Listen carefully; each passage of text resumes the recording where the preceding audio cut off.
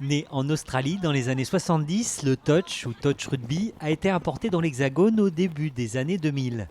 Aujourd'hui, ce sport compte en France plus de 2500 licenciés.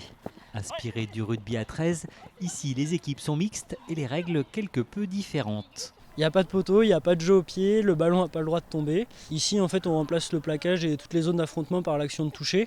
Et donc, ça va privilégier un jeu de vitesse, d'évitement et de contournement. On recherche à faire circuler le ballon et à le faire avancer le plus vite possible pour, entre guillemets, déplacer la défense. Le club Touch Lermine a été créé au mois de septembre 2022. À ce jour, les seniors comptabilisent une vingtaine de joueurs et de joueuses. Et la section de formation destinée aux jeunes a su attirer une quinzaine de participants, filles et garçons confondus.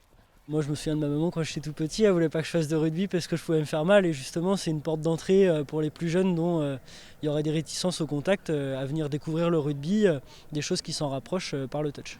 Cette discipline se pratique à 6 contre 6 sur un terrain sans poteau. Et parmi ces nouveaux pratiquants, on retrouve notamment des anciens joueurs de rugby à 15. J'ai 42 cette année, donc le touch c'est mieux, c'est moins d'impact, tout ça, c'est peut-être plus facile pour pas se blesser. Il y a soit des jeunes comme nous, un peu trop cassés, qui recherchaient plus trop la contrainte du rugby à 15, moins se blesser, moins d'entraînement, moins de déplacements les dimanches, parce que au final le rugby à 15 c'est pareil, les déplacements le dimanche c'est loin et ça demande du temps.